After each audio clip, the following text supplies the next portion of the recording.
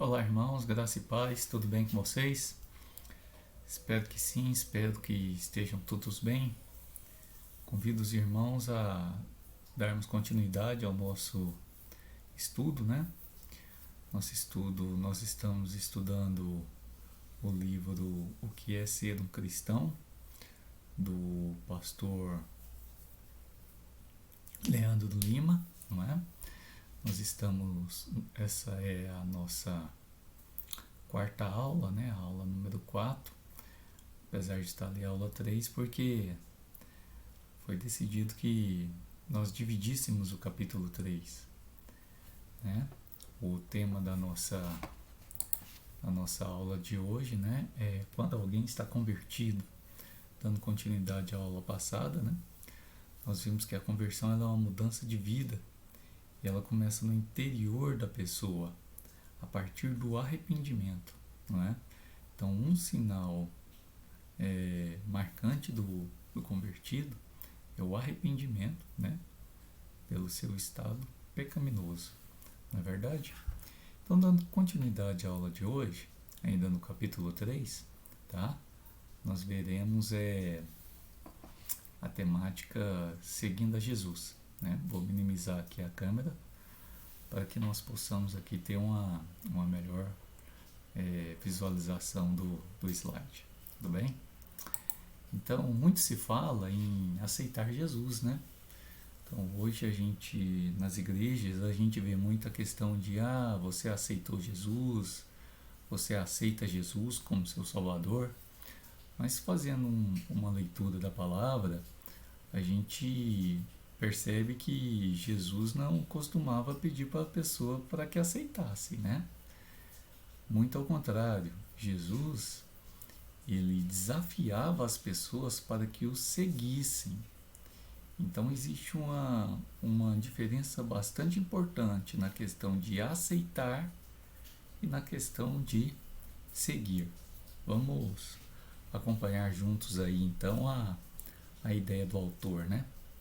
O autor nos traz um texto que é Lucas capítulo 5, versículos 27 e 28, que diz assim: passadas essas coisas, saindo, viu um publicano chamado Levi, assentado na coletoria, e disse-lhe: segue-me.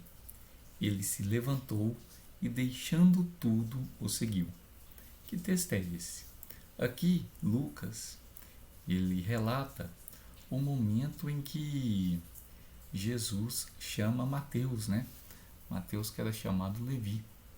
Então, o autor nos convida a ver alguns pontos nesse texto, né? Vamos lá. Em primeiro lugar, é Jesus que toma a iniciativa. É Jesus quem nos chama e não nós, né? Não nós. A iniciativa, ela parte do Senhor Jesus. Nós que somos presbiterianos, nós chamamos isso da graça irresistível, né? Então, vem de Deus para nós. É como o plano da salvação. O plano da salvação começou pelo Senhor. Um segundo ponto que o autor destaca é que Mateus deixou tudo e o seguiu. Isso significa que um convertido verdadeiro é alguém que já não se apega às coisas que desagradam a Deus, né? Ele tem uma nova vida, ele é uma nova criatura. Nessa questão de seguir Jesus é tão séria que para o Senhor Jesus não existia conversão sem discipulado, ou discipulado sem conversão. Essa palavra, discipulado, ela é uma palavra que muitas vezes para nós, nós pensamos que essa palavra ela é mais usada para o neófito, para o novo na fé, que está ali querendo, está ali com o intuito de batizar, de professar a sua fé. Mas convido os irmãos aqui para juntos aqui, né, procurarmos aqui o significado da palavra discipulado, né? Discipulado, significado. Vamos lá então. Então aqui, discipulado, vamos ver uma definição que é discipulado, vamos pegar essa aqui mesmo. Então, discipulado é aprender e ensinar a seguir e obedecer Jesus. Todo crente é chamado a ser discípulo e a fazer outros discípulos. O discipulado põe a fé em ação. O discipulado é parte da missão da igreja. Jesus formou discípulos e nos deu a todos a ordem de formar mais discípulos pelo mundo todo. Mateus 28, 19 e 20. Discipular é levar para Jesus, ensinar e obedecer os mandamentos de Jesus. Bem, eu não vou continuar aqui, mas depois me parece muito bom esse site aqui. Depois os irmãos podem olhar. Então, a questão do discipulado é uma questão de viver seguindo Jesus, seguindo os passos de Jesus e também fazer discípulos.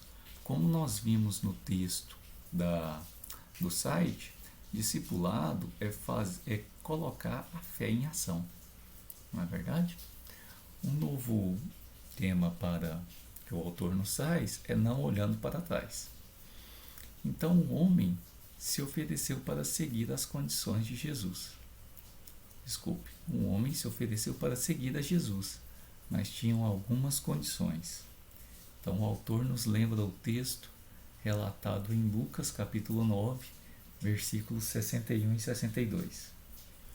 Seguir-te-ei, Senhor, mas deixa-me primeiro despedir-me dos de casa.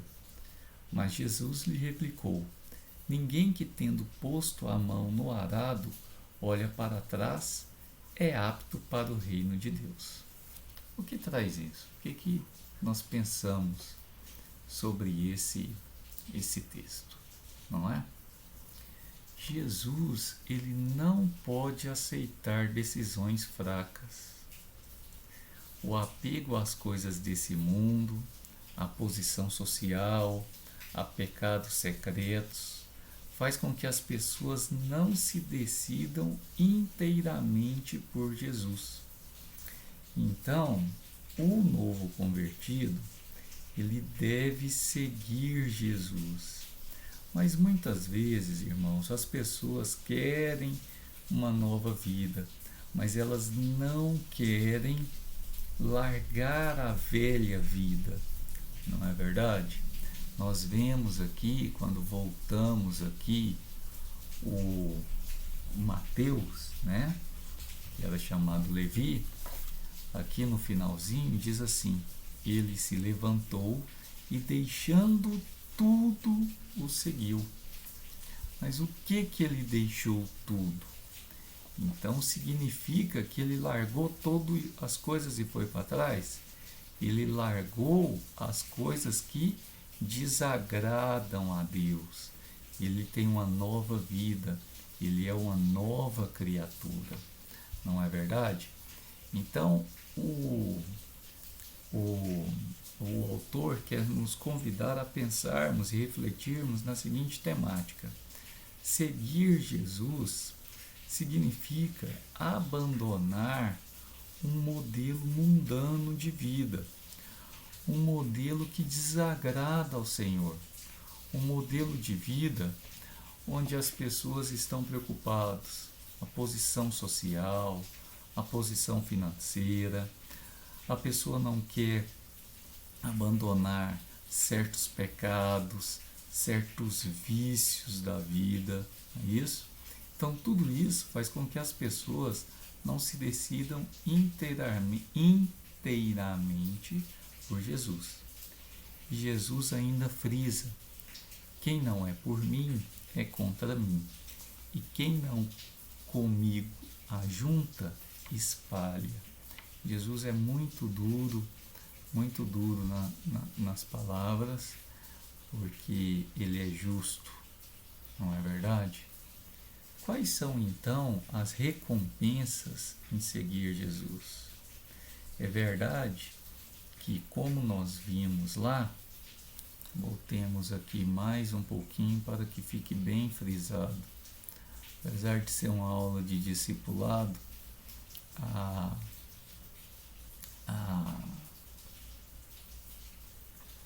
os temas eles são bastante profundos, né?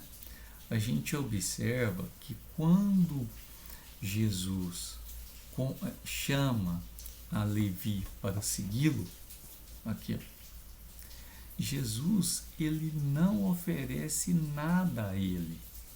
Ele não oferece bênçãos, recompensas, prosperidades. Jesus somente convida e chama ele para que o siga, ou seja, ele fala, segue-me, não é verdade? Diferente de muitas pregações que ouvimos hoje. Mas isso não quer dizer que não exista recompensas em seguir o Senhor Jesus. Em particular, para mim, eu não me preocupo com essas recompensas. A primeira pergunta do Catecismo Maior, vejamos aqui. Vejamos aqui a primeira pergunta do Catecismo Maior. Aqui. Qual é o fim supremo e principal do homem? O fim supremo e principal do homem é glorificar a Deus e gozá-lo para sempre. Eu tenho essa aqui como uma resposta de que esse aqui é o fim da minha vida, o objetivo da minha vida. Então eu não me apego a recompensas em particular. Mas isso não quer dizer que as recompensas não existam, não é? Quais são as recompensas que existam em seguir Jesus? É deixar de ser escravo do pecado, é não andar mais nas trevas, é ter a água que realmente mata a sede, como o Senhor Jesus falou, ter a paz no coração, não é verdade? Ter muitos novos irmãos, ter um tesouro no céu e principalmente ter a vida eterna, morar com Deus, não é? Ser chamado pelo nome e muitas outras coisas. Meu irmão, muito obrigado por essa oportunidade de refletirmos juntos nesta aula. Espero que o irmão tenha gostado e convido os irmãos a todo domingo estarmos aí, refletindo sobre esse livro aí, O que é ser um cristão. Fique com Deus, tenha um